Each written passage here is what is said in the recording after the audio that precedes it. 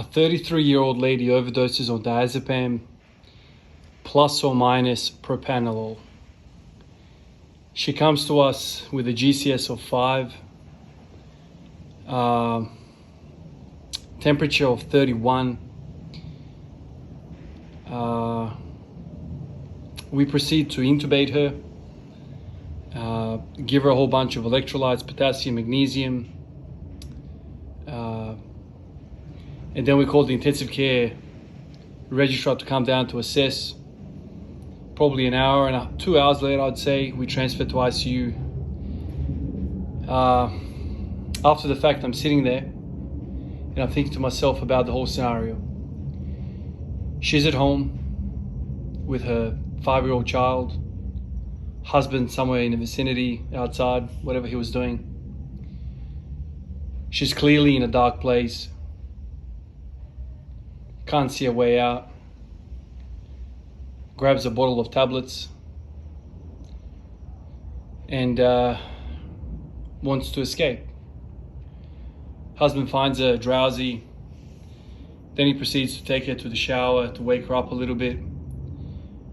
Soon after that, she became very, very sedated. He commences CPR and calls the ambulance. Because of the whole wet floor shower business, her temperature cools down. Temperature regulation in a resus patient is very, very important.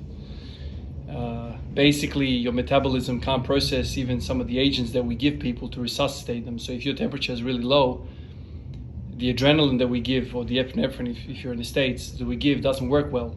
Nothing works well. The body starts to shut down. So the fact that she was overdosing on diazepam, and also amongst the tablets that we retrieved through the ambulance, there was also an empty bottle of 100 tablet bottle of propranolol. Propranolol is deadly. I don't know why it comes in a bottle of 100 tablets, but basically propranolol is a beta blocker. In other words, it slows down your heart rate, lowers your blood pressure. People take it in the right dose to kind of calm down anxiety, panic attacks. Like, you can control the sympathetic drive of your body, or let's put it, if you're not medical, it reduces the accelerator nervous system part. It just removes that a little bit. So the body, when you're in a panic attack, is clearly in a sympathetic overdrive, or gassing it, pedal to the metal. Propranolol and these kinds of medications don't allow the body to get as excited. So this is why people with mental health issues take propranolol. The trouble with propranolol is that it's long lasting, and the sheer volume of tablets that people get in these bottles, once you take that much, the prognosis is very, very poor. People end up being on dialysis or ECMO, whatever it's called, the machine that essentially bypasses, how do I explain ECMO? It's essentially a device that pumps the blood out of the body through its filtration system and then back into the body. So it's like a filter, external filter in a way. I've never been around that. This is an intensive care unit type thing. I've never been involved in setting this thing up. I don't have the training, but that's my understanding of it. And even then, people often pass away from propranolol because it's such a long-lasting drug, and it essentially kills you. It just completely, there's no antidote for it. It overrides a lot of the things that we want to do with adrenaline and sympathetic drivers. So once you put on slam the brakes with the propranolol or the beta blocker, some of the treatment that we would give is to try and give more sympathetic drive, like adrenaline, noradrenaline, these types of things. So last night, during the night shift, she rocks up at 3 or 4 o'clock in the morning. She's in a bad way, and I'm thinking to myself, the moment we heard propranolol, the resus team kind of just looked at each other around the room, knowing that this is a very, very sad situation. Luckily, the doctors concluded that it's most likely, or it's most unlikely, a propranolol effect to her because the ECG, like the heart wasn't showing signs of propranolol toxicity. So we've got hopes for her, but a lot of the times you go through situations like that as a resus team, and especially when it's a very young person with a child at home, and you think about the implications. Back in the day when I was a rookie nurse, I used to kind of blame people that did this, like how selfish to do this. You're leaving a child.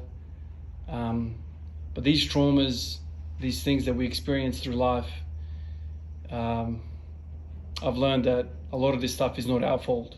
Yes, there are circumstances out there who are, people are just, trying to have fun, to get addicted and voila. But there's also people who are genuinely, in a dark spot with no fault of their own. They get born into a situation of abuse from loved ones, which is the craziest part of all of this. I've read stories where young ladies are raped by their fathers, uncles, these types of individuals, and then mental health disorders arise from that, trauma arises from that, and often substance abuse comes from that, stems from that. They just want to escape. And this individual hit a dark spot in her life, and she wanted just to get away from it. Awfully sad, awfully heavy. I've got kids of my own. I'm 34. It's heavy stuff, man. It really is heavy stuff. And these types of things, I want to say, happen every day in ED. But this one last night hit me a little bit more than usual. A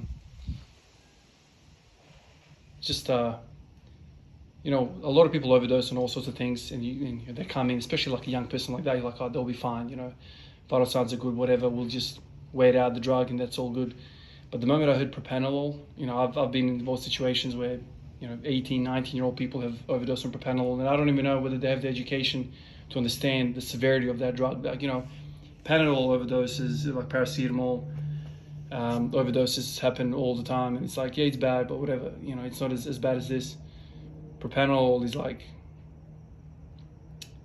it's devastating. Just makes you think, man. It makes you think, it makes you appreciate, it just grounds you. I don't do these kinds of videos often. Frankly, I could make a whole channel about my experience in ED, but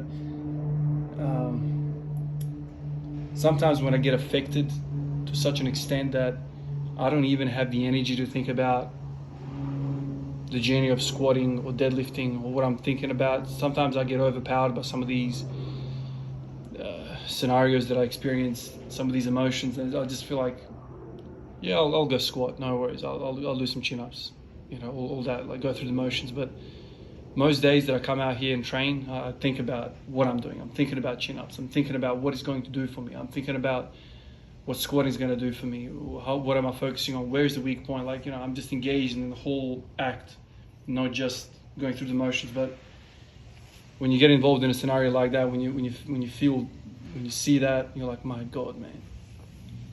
Some people are fighting, big topics in life, man. Like, not should I do front squats or back squats, or should I do deadlifts or rows, but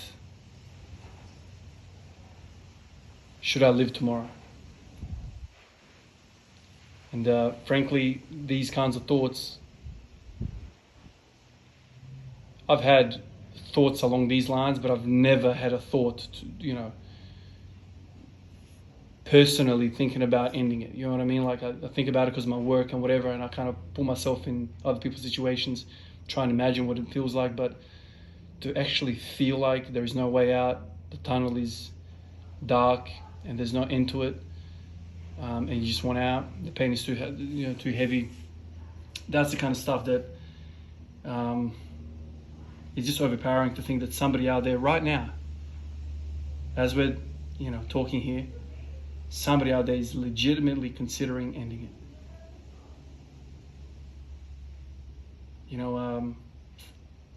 It's unreal. It's unreal to think. You know, I've said many times before, like, I don't think there's any, I don't want to carpet statement anything, but for me, I don't think there's any other thought more beneficial to me than the idea of death and the idea of this life and how finite it is. For me, it does me lots of good. It belittles all of the worries that I have and just makes me focus on the beautiful things that I have right now to enjoy. Family, most importantly, loved ones in my life. That's the true thing. Yes, of course, you can't just always thinking about that. It's okay to think about front squatting and back squatting sometimes as well, but just to acknowledge that there are people out there who have thoughts even beyond that. Like, the pain of the situation overpowers the love they have for their people. That to me is such a powerful thought. So if you're out there and you're listening to this and you're in a bad way, reach out, speak out. There are a lot of people out there who want to help, and it does nobody good when we surrender. Nobody. You have to stay strong. When the things get taken out of your control, you know, when life naturally ends or when things happen in your life naturally, but don't make the final decision by yourself, for yourself. Your number one job, we came into this world screaming, our number one job is to just focus on the next step. Plant that foot forward and keep going. There is always light at the end of the tunnel. If there's anything about life that I know, there's always light at the end. There's always light at the end. You have to persevere. And you can blow that up to a macro scale like we're talking about now, life and death, or you can, you know, regress it to something as simple as a plateau. Just don't stop. And as they say, the harder the battle, the sweeter the victory. I appreciate all of you guys, and I'll catch you in the next one.